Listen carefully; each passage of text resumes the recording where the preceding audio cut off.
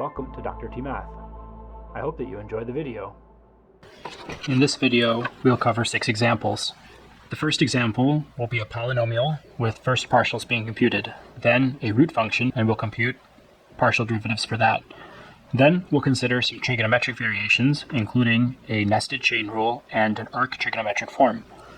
After that, we'll consider an exponential function involving a chain rule in 3 variables, a logarithm function, which needs a product rule, and then finally, we'll close with several higher order derivatives and Clairaut's theorem. So here's a basic example of partial differentiation for a polynomial, like xy plus yz cubed plus x. So we want to find all of the first partial derivatives. So we'll find fx, fy, and fz. This, of course, is partial f, partial x. This is partial f, partial y, and this is partial f, partial z. In differentiating the terms, we'll treat all of the other variables as constant when differentiating with respect to a particular variable. So, for example, if I differentiate this function with respect to x, then my y and z terms are treated as constants. Therefore, this first derivative term is y, treating the derivative of x is 1, and this y behave like a constant. The derivative of this term is 0, and the derivative of this term is 1, so y plus 1. Similarly, taking the derivative with respect to y, we treat y now as the only variable, and x and z are constant. This makes this derivative here x, this derivative here z cubed, and this derivative here of x with respect to y is 0. Let's take a look, case study for the derivative with respect to z. What are we doing? Well, here we're saying it's partial z of xy plus yz cubed plus x.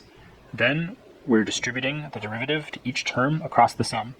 So this becomes partial z of xy plus partial z of yz cubed plus partial z of x.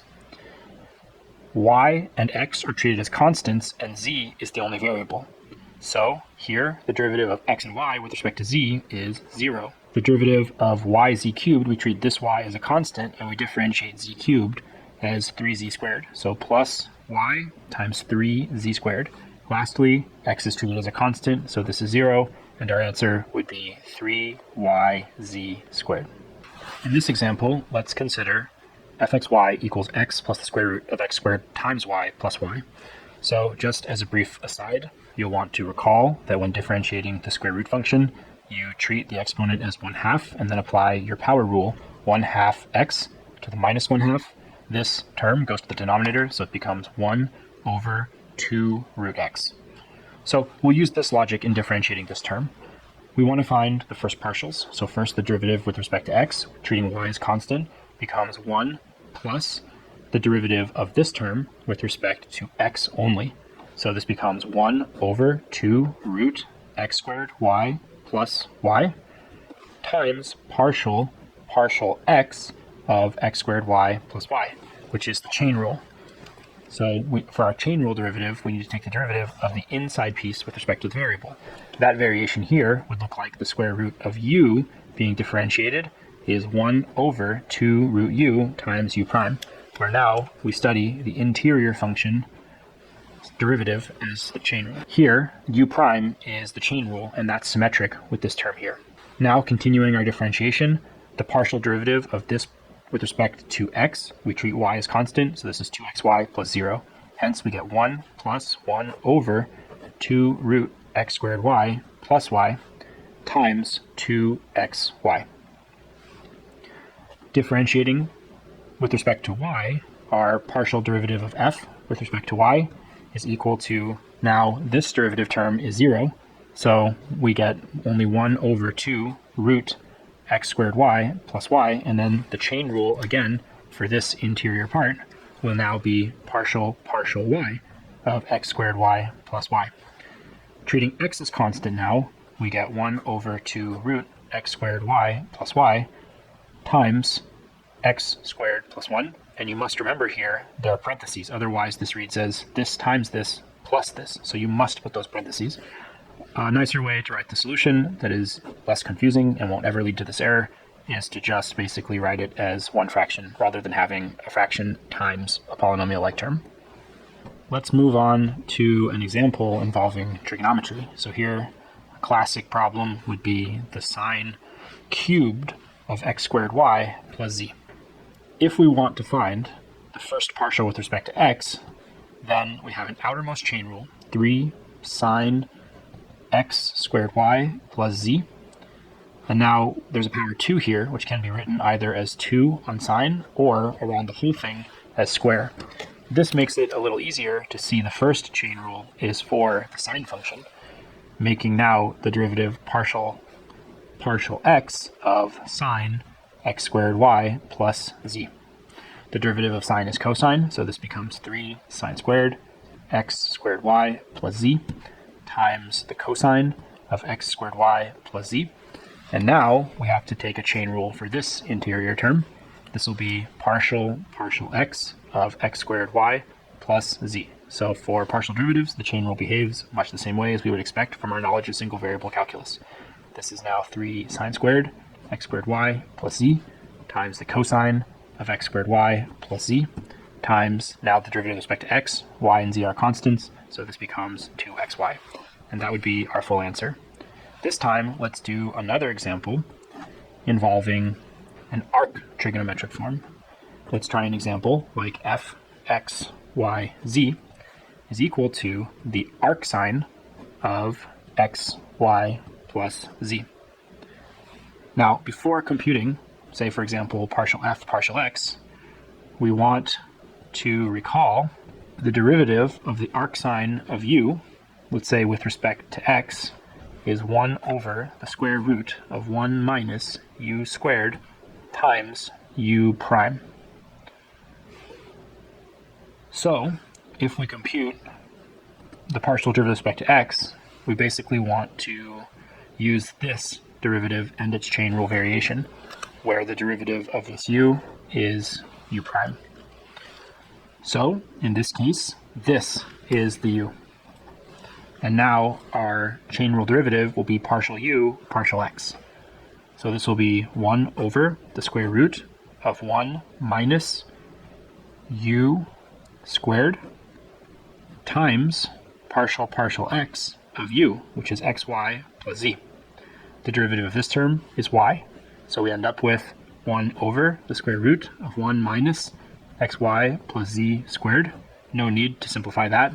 And the derivative of this term is just y with respect to x. In this next example, we consider an exponential function. This is e to the minus quantity x squared plus y squared plus z squared. The first partials will all be symmetric. So for example, in this case, the partial derivative of f with respect to x will be e to the u prime, where u prime is now the derivative with respect to x. So this will be e to the minus x squared plus y squared plus z squared, and then the derivative of this with respect to x will be times minus 2x. This term is 0 and this term is 0. Hence, you get minus 2x e to the minus x squared plus y squared plus z squared. What's the logic of this solution? Well, recall for the exponential function, when we take the classical chain rule derivative, it's e to the u times u prime. So now, when we do a partial derivative of e to the u, it becomes e to the u times partial x of u, which is exactly what this derivative is here. It's the partial derivative of this whole expression with respect to x, where we have to understand that the thing we're differentiating actually contains this minus sign, which would look like this when distributed out across all the terms. So let's try another example like this one, but maybe a little bit different. Let's try f x y z is equal to e to the minus x squared y squared plus z cubed times y cubed z to the fourth. So now we can ask the question, what is f(x) again? What is the partial derivative of f with respect to x? In this case, this term behaves like a constant. So it's y cubed z to the fourth times e to the u times u prime, which is partial x of minus x squared y squared plus z cubed.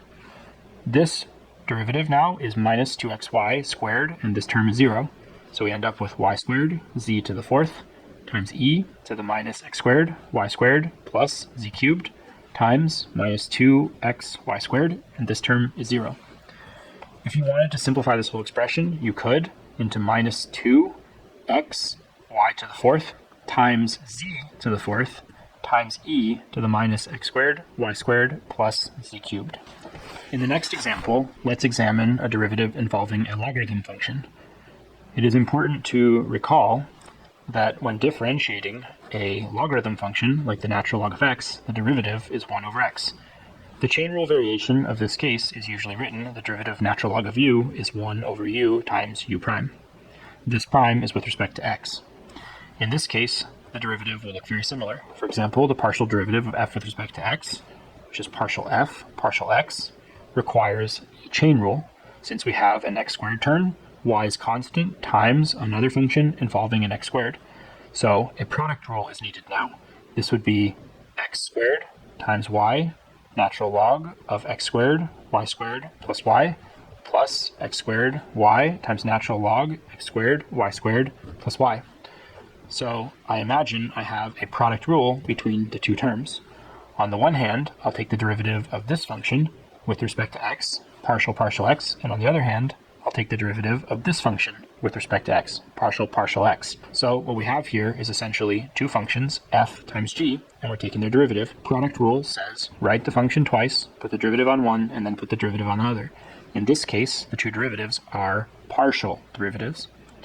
The partial derivative of x squared y with respect to x is 2xy. So this becomes 2xy times the natural log of x squared, y squared plus y. The derivative of the natural log of this term will be 1 over u times u prime, where the chain rule component will be the derivative of this inside piece. So this will be plus x squared y times 1 over x squared, y squared plus y. And then now we'll take the derivative of this piece, partial x, which is 2x y squared. So this becomes times 2x y squared. The derivative of this y term with respect to x is just 0. The last example is kind of a strange one. fxy is equal to x to the power y. If we compute the partial derivative with respect to x, then we're treating y as constant. And so in this case, this y being constant essentially is just the power rule of differentiation. Like for example, if it was x cubed, then it would be 3x squared. This rule is very similar when y is constant. On the other hand, if x is constant, then the derivative would be x to the power y, natural log of x. This looks very similar to 3 to the power x prime, which is 3 to the x, natural log of x. How do we get this result? Well, we learn in calculus, single variable, that we can use logarithmic implicit differentiation. For example, y equals 3 to the x. Then applying natural log on both sides, this becomes natural log 3 to the power x, which is x ln of 3 using our log rules. Then differentiating on both sides with respect to x, this becomes 1 over y prime is equal to the natural log of 3. And so y prime is equal to y, natural log of 3, and the y is 3x. So this is 3 to the power x, natural log of 3. Now, how can we use this process to establish this result?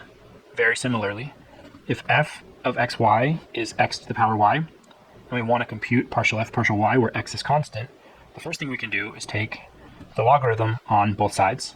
So this becomes the natural log of f is equal to the natural log of x to the power y, which is y ln of x, using our log rule, where we bring down this y in front, like this. Namely, the natural log of a to the b is b ln of a. Now, what we want to do is hit this with partial y on both sides. Hence, partial y of the natural log of f equals partial y of y ln of x.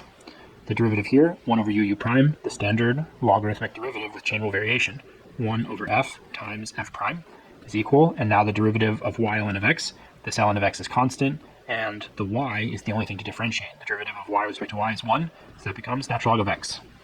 This f prime is partial f partial y. So we have partial f partial y is equal to f times natural log of x. What is the f? The f is xy. So this is xy times natural log of x. This establishes the result. Another important remark about partial derivatives is that we can take higher order partial derivatives.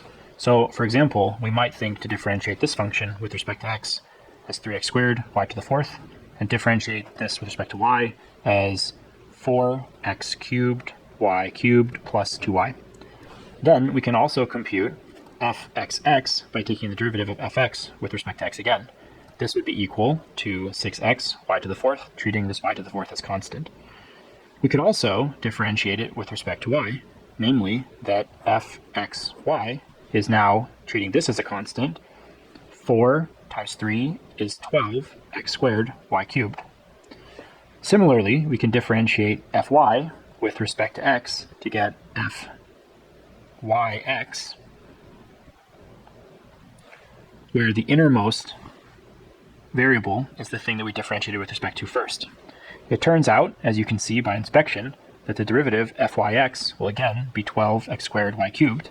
However, the second derivative, fyy, will be equal to 12x cubed y squared plus 2. So in this example, we see that there are 4 second partials, namely fxx, fxy, fyx, and fyy. Furthermore, it can be established that the mixed partials are equal to each other by something called Clairaut's theorem. Clairaut's theorem essentially establishes the equivalence of the mixed partial derivatives taken in either order, namely that fxy is equal to fyx. This will be true under most circumstances, but in particular it requires the continuity of these derivatives. If there's anything like a singularity, a vertical asymptote, a discontinuity, something to worry about at a boundary of a domain, then one should use caution. But for any polynomial type function, Clairaut's theorem will always establish fxy equals fyx.